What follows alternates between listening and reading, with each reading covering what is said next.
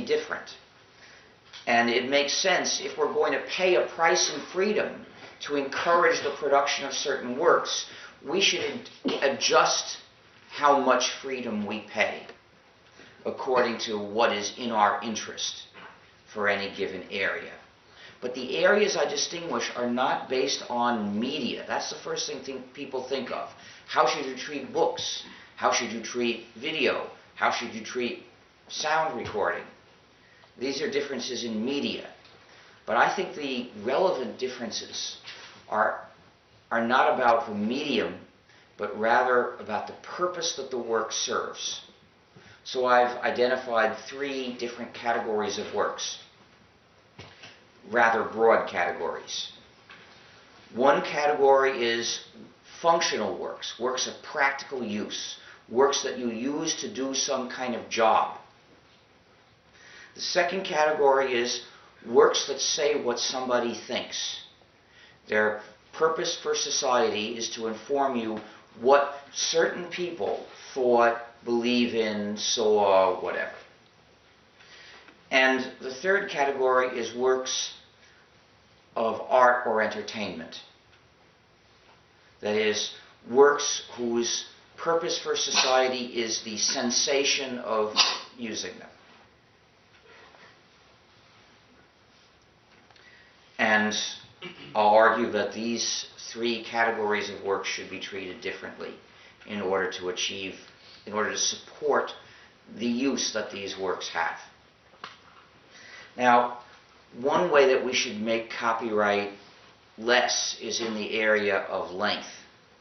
Copyright lasts far too long, and in fact, in most countries, the publication cycle of a book or any other work is getting shorter and shorter. For instance, for books in the US, most books are remaindered, that is, sent to somebody who's going to sell them off cheap, within 2 years, and unavailable within 3. This compression of the time scale for most books is happening at the same time where they're saying, we need longer and longer copyright for the others. It's ridiculous. Clearly, 10-year copyright, 10 years starting from the date of publication, that is enough. So I would suggest shortening copyright as a first estimate to 10 years. And then we could see how things go and maybe shorten it some more.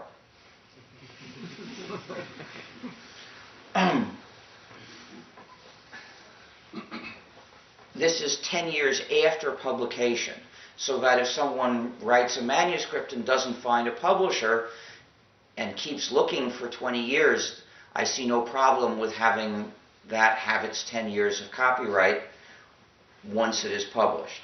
Maybe the author has become famous in that time and can now publish the old manuscripts. There's no harm in copyright continuing while the book is not available to anyone yet anyway.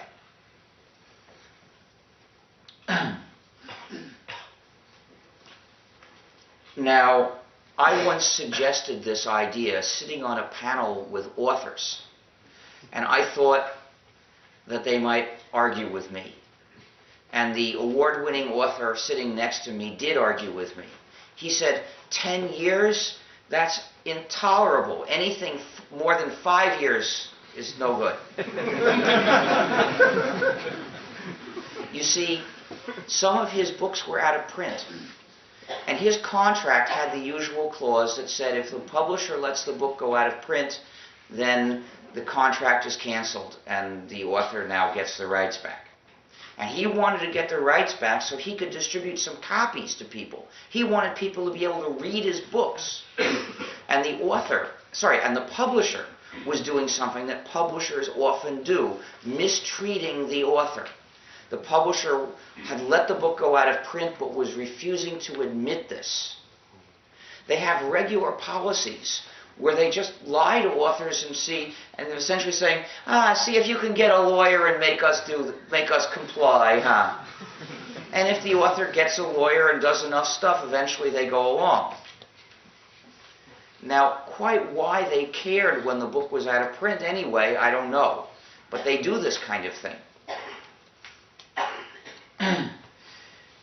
And he had recognized that more than 5-year copyright was very unlikely to do him any good, but would prevent the publisher from screwing him. Now, you may have expected, as I expected at that moment, that the authors, the artists, are always going to be in favor of more and longer copyright.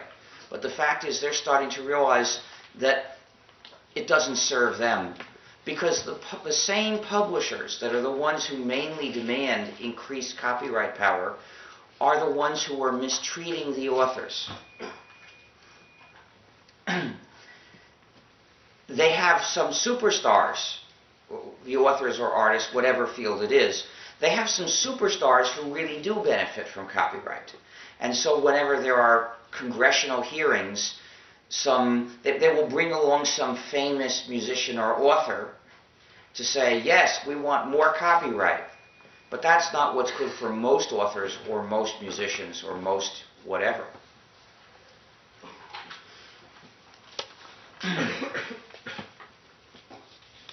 So that's what I suggest for the time scale.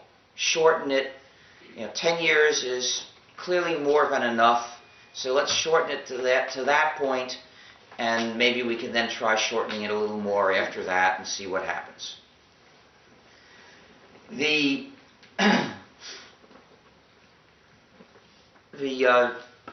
other issue is, how broad should copyright be? What kinds of uses should copyright restrict? And there, I think these 3 categories of works make a big difference.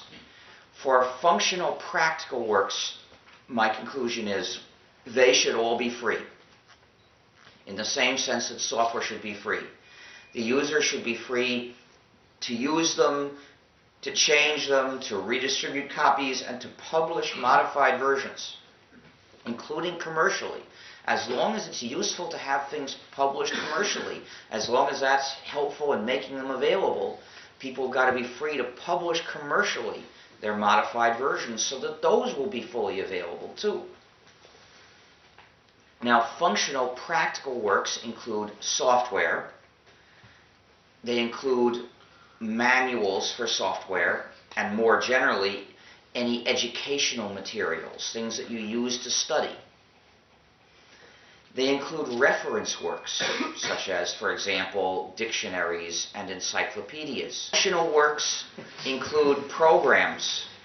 They include manuals for programs, but more generally also any educational materials, things that you use to study. They also include reference works, for example, dictionaries and encyclopedias. And they include recipes.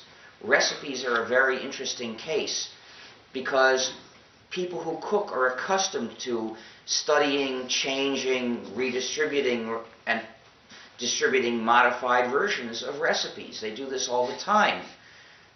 So this is a very good, a good and old example of how important it is to have these freedoms for functional works. However, I wouldn't reach the same conclusion about the second category of works, the works whose purpose is to say what certain people think or believe or saw. Now, these include books like memoirs, they include essays of opinion, they include scientific papers, which after all report what certain scientists saw when they did certain things. They include offers to buy or sell and catalogs of stuff for sale. It can be useful to quote these works, to criticize them or comment on them, but just changing them is misrepresenting the people who said them. And that's not a socially useful thing. There's no reason why society should authorize that. So for these works, the works in the second category, there's no reason why publishing modified versions is to be encouraged, ever. So we're left with the question of verbatim copying, exact copying. And for that, there's no particular problem if we say that there's a copyright system that covers commercial copying, And thus, the freedom that individuals have is the freedom to distribute exact copies non-commercially. That's the minimum freedom that people always must have. Because only a police state intruding into people's lives in an offensive way can possibly prevent that. Once people have that freedom, we get copyright that's an industrial regulation once again. The change from the printing press to the computer network changed copyright. Instead of being a restriction on publishers that benefits authors and encourages authors, it became a restriction on the public wielded by the publishers. But the general freedom to redistribute exact copies of any published work reverses that change. Then copyright no longer weighs on the general reading, listening, whatever public, and once again becomes the industrial regulation that it should be. So this solution is a very good one for these works. And in fact, right now there is a strong movement for freedom to redistribute scientific papers. This is an especially flagrant abuse. A few decades ago, the scientific journals and their publishers were the only way to disseminate scientific information. They were doing something useful and absolutely necessary.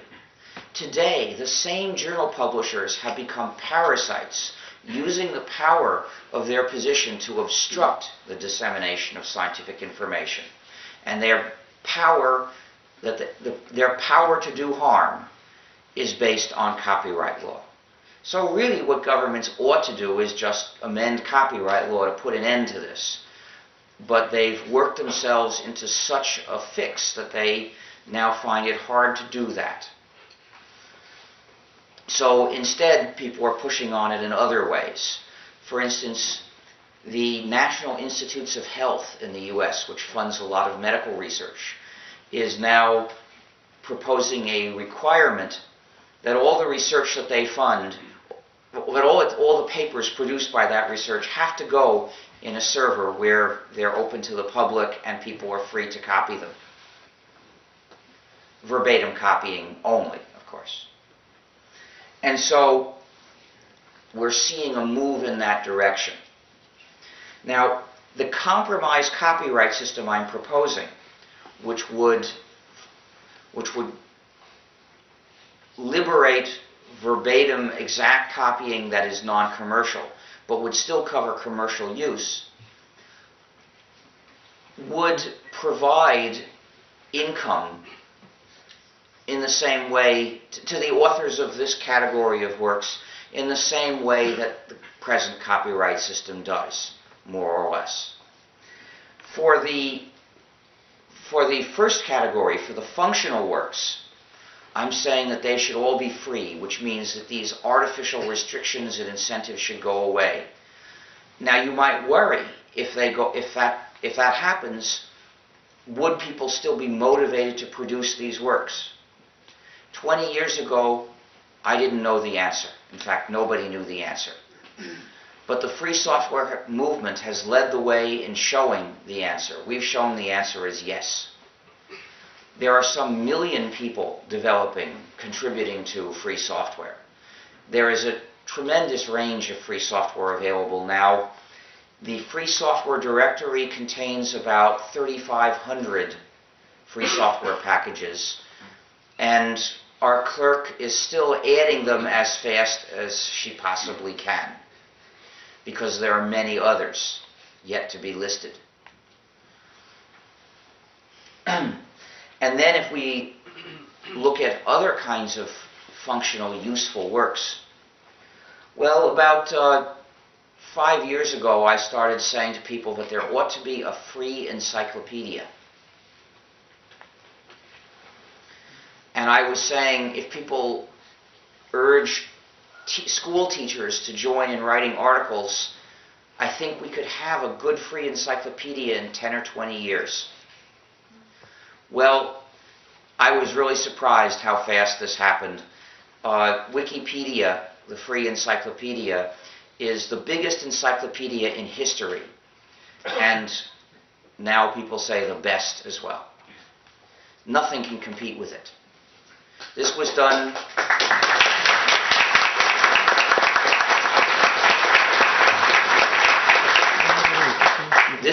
in just a few years.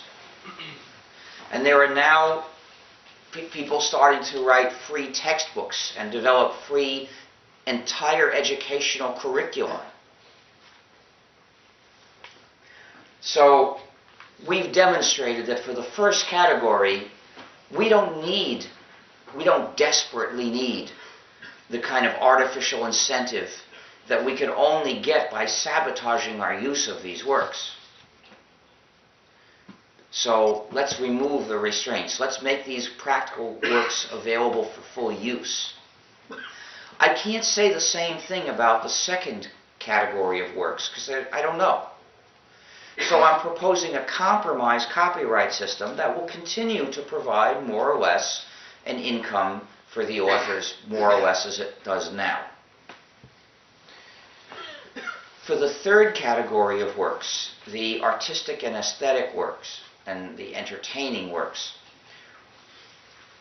the issue of modified versions is a subtle one.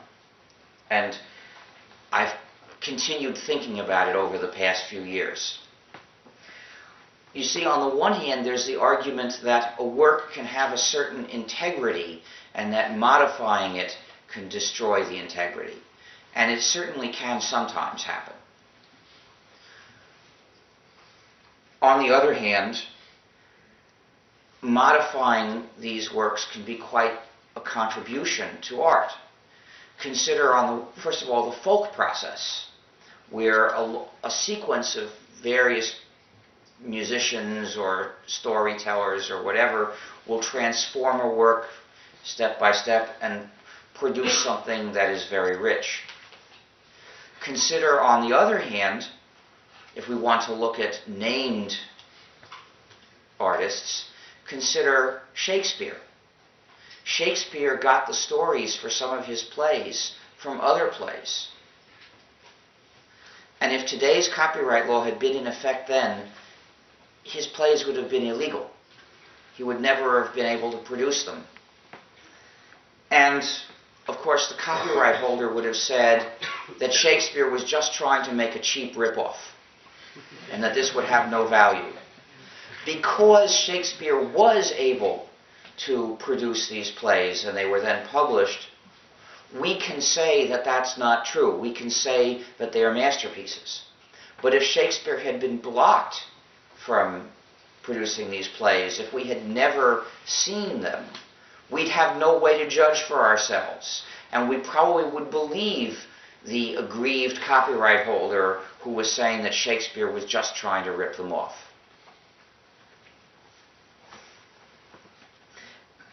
So modifying art is very useful. It's a contribution to art. But it's not absolutely essential that you be free to modify a certain piece of art today. If you're using something in your daily life, you must be free to modify it today. Just as you must be free to take out the furniture in your house and put in other furniture today. It shouldn't be forced on you.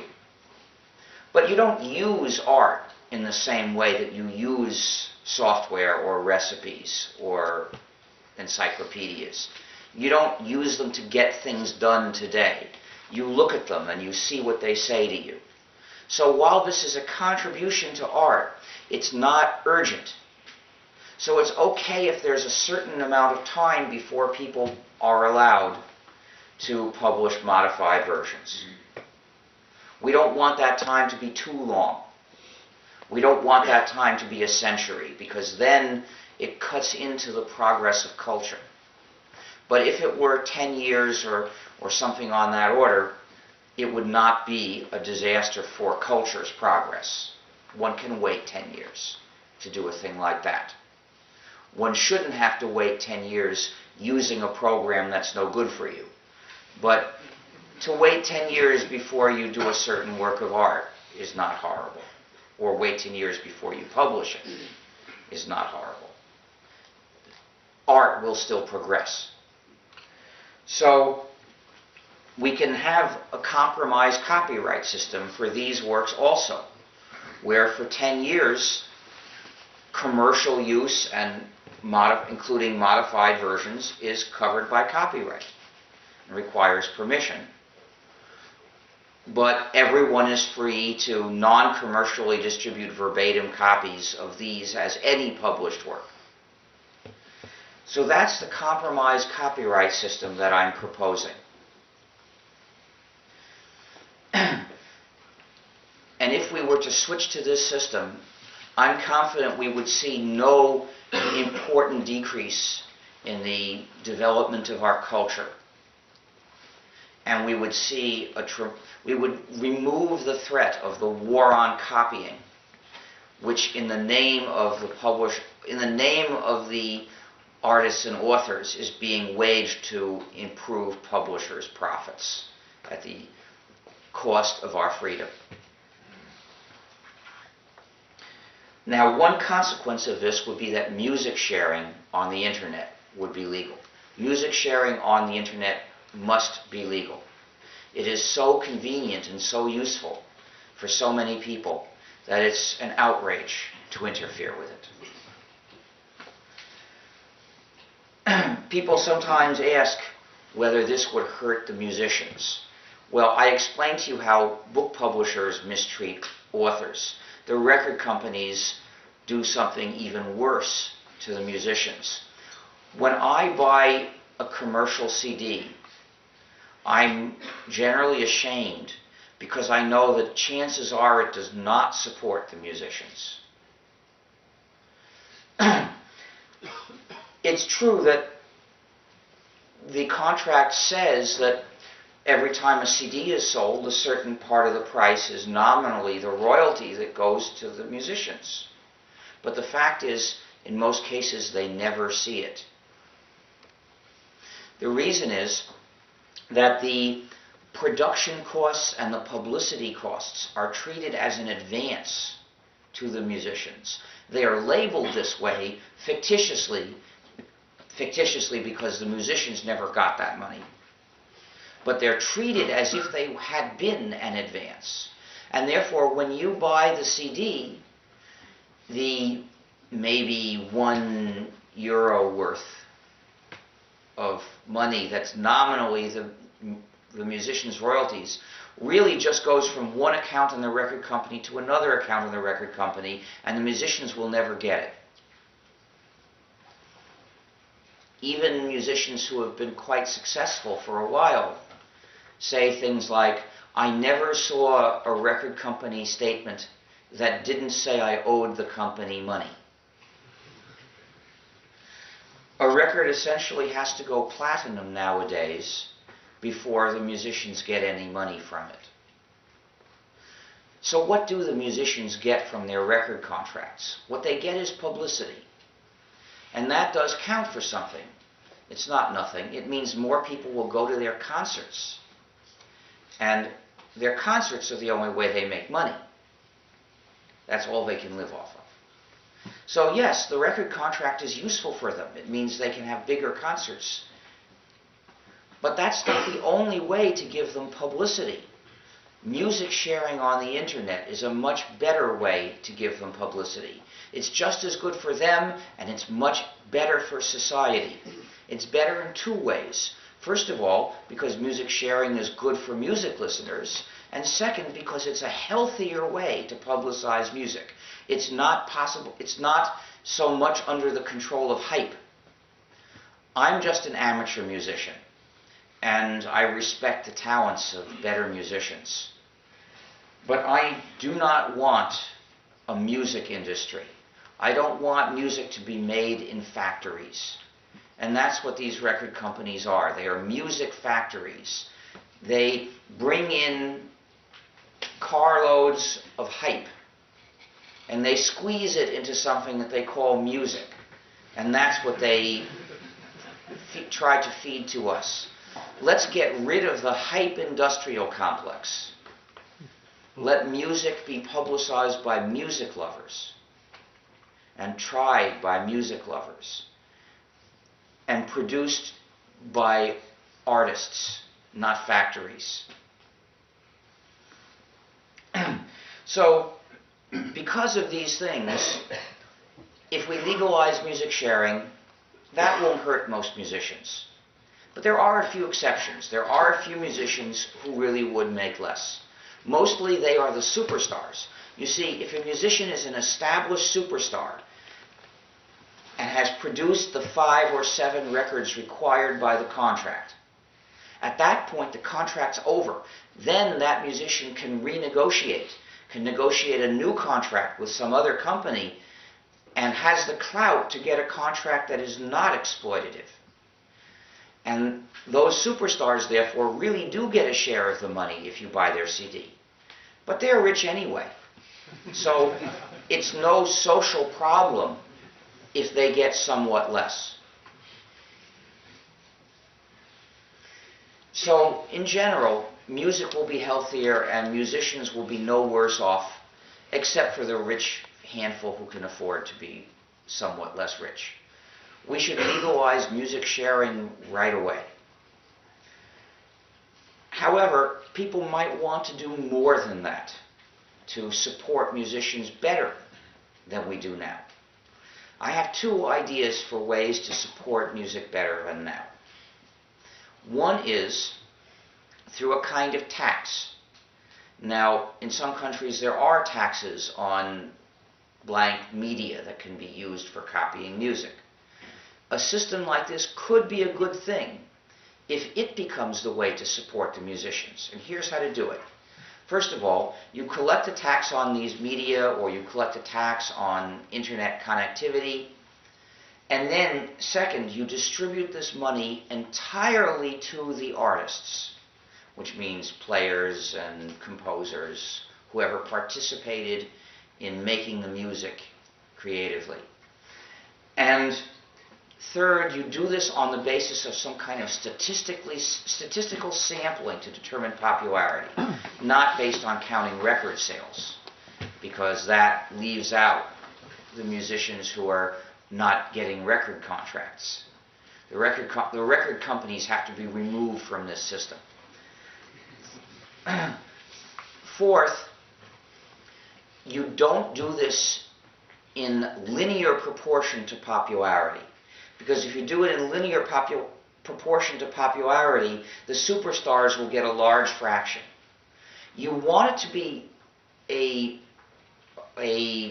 well-defined system with no room for arbitrary decisions, but not linear.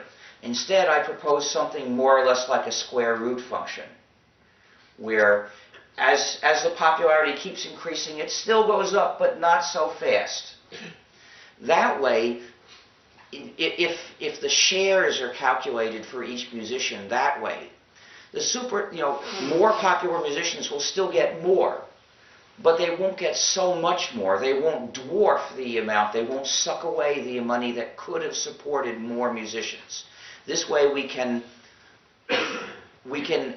improve the number of musicians who can be supported at an adequate level by a given amount of tax money. And of course, the musicians that hardly anyone listens to will still get hardly any money, which is fair.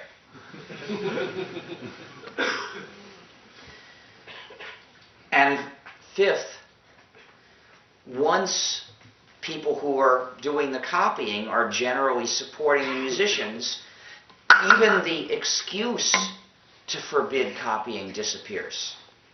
It's not a really valid reason to forbid copying, but it's what they use as the excuse. So let's take away the excuse. When everybody who copies music is supporting the musicians, what's to criticize? This is one approach, and it doesn't necessarily have to be limited to music. Maybe it can be extended to some things, some other things. The other approach is voluntary contribution. If you have downloaded some music or a book or whatever, and you like it, you might feel, I'd like to send some money to these people. I haven't supported them. I'd like to. But it's hard to do that. Right now you have to use a credit card. And it's not anonymous either. You know, records are being kept. And in the US, at least, these records are totally available to the police. They can just go and look at anything. Civil liberties have been terribly attacked in the US. In Europe, there are privacy laws that to some extent protect this, but it's still being recorded. And it's not convenient. Now, imagine that every time you play a song or read an ebook or watch a video, a box appears that says, click here to send 5 kroner to the artists. Now that's such a small amount of money. Why wouldn't you send it sometimes, right? You'd hardly even hesitate. You could easily, once a month, send 5 kroner to some artist whose music you were listening to or whose book you were reading. You'd never even notice. Of course, some people are poor and they might really have to worry about 5 kroner. Well, they won't send money, and that's good. There's no need to squeeze it out of them. You who can afford it will pay. Now, if we consider music, then I can say confidently that 5 kroner this 5 kroner payment will be 5 kroner more than most musicians get if you buy their CD. At the same time, it's a lot less than the price of a CD. So we're talking about a much more efficient system to support musicians. I read that in the US, the average person spent $17 or so on recorded music per year. And this is about the price of 1 CD. And of that, we can estimate on the average 4% goes to musicians, which is about $1 less. And most of that's going to the superstars. So if people didn't have to pay that, but every so often they could send $1, well, suppose 6 times a year they sent $1 to a band. Well, that means $6 going to musicians. That's a lot more. And it means the listener is only paying $6, a lot less. Much better support for musicians. And instead of seeing nasty, vicious propaganda campaigns telling people that it's wrong to share, that if you share, you're a pirate, we'll imprison you, we'll attack you, don't ever share. Instead, and this goes against human nature, which is to help your friends. Instead, we could have a campaign that works with human nature, saying, did you send $1 to a band this month?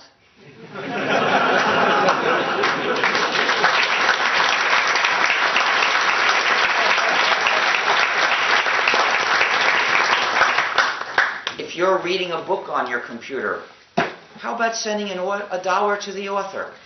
And there will be a box right there on the side all the time saying, click here to send $1 to the author. You can ignore it, but you'll keep seeing it. I'm sure it's obvious that a lot of people will send this money. It's a good system for supporting all sorts of creativity. So, what's the situation in Norway? The European Union adopted a copyright directive a couple of years ago, which is similar to the Digital Millennium Copyright Act. It says that it's forbidden to distribute any kind of product or information that helps people bypass the imposed restrictions, the digital restrictions management in the players for ebooks, for fake CDs and whatever, and DVDs. And the only exception allowed is if it has another substantial commercial use. Now this is interesting because it says that because they have explicitly subordinated your freedom to business. They don't care if something has a significant use for the sake of a significant social use, or a significant ethical use, or a significant use for the sake of people's freedom. Those are explicitly given no importance in this directive. The only kind of other use that has any significance is commercial significance, commercial use. So this directive says, business matters, your freedom does not. And it's clear that if this directive is implemented in Norway, then what Jon Johansen did for us all would be prohibited. And I saw a description. Someone was kind enough to translate for me one paragraph of the Norwegian government's proposal. And it said that making, for instance, a free program to decode the movie on a DVD would still be legal as long as it's done in the private sphere. And in the private sphere appears to mean that if you write the program yourself, you can use it yourself. But you couldn't distribute it to anyone, and no one else could distribute it to you. So essentially, this tiny remnant of our freedom is what they're leaving you. So little that it's obvious hardly anyone could ever manage to make use of it. In fact, actually, it's personal and your friends and family, close family, so it's a bit more. I see. So okay, so you and your friends could work together on developing this program and use it, but it could never be available beyond that. So this is ridiculous, and it's a fact that they are talking about prohibiting what DVD Jon did for us, and you've got to bring that home to them hard. Norway should veto that directive. There is no reason to impose it. All it does is take away the freedom of the citizens. There is no need for it, no legitimate purpose for it. This is meddling in the country's internal affairs. And for the sake of the sovereignty and independence of the country, if for nothing else, it should be resisted. Now, I think there could be a way to implement a directive that would be less harmful. The directive should be vetoed entirely. I think that there is a way to implement it that avoids the absolute worst part. It's still bad. There's still no reason to even consider this thing. But what could be done is to say that if a free software package does exactly the same things that an authorized player does, then it is legitimate. Because it doesn't really circumvent anything. If it does exactly what the authorized player does, then this program as such will not circumvent anything. Its only relevance to circumvention is that someone might modify it. So does that count? This is the question. The law to implement the directive could be written in such a way that as long as the program as it is does not circumvent, it is lawful. And at least this would make it possible to watch the film on a DVD with free software if you could watch it with proprietary software. The free software that would play the DVD in the same way as the authorized player could be distributed openly and lawfully. So this would at least prevent the directive from being a gunshot to the heart of free software. It would still be an unjust restriction on the freedom of everybody in the country. So the directive really should be vetoed.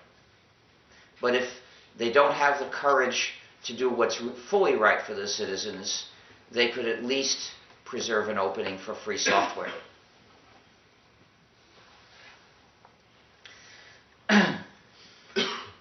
Now, another EU directive, which was adopted earlier this year, is the quote intellectual property unquote enforcement directive. It's a very bad directive since it was inspired by the confusion of the term quote intellectual property unquote.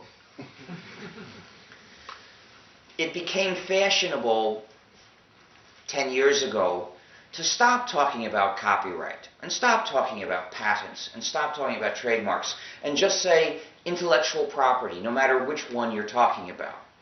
This is like, well, no longer say Norway, no longer say Spain, no longer say Germany, no longer say France, just say Europe, whichever one it was. So instead of saying Paris is the capital of France, I'd say Paris is the capital of Europe. And I would say,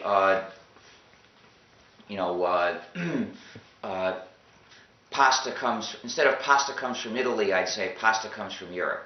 And, you can imagine if people never said the names of individual countries and just... I'm changing tapes. Oh, good. Thank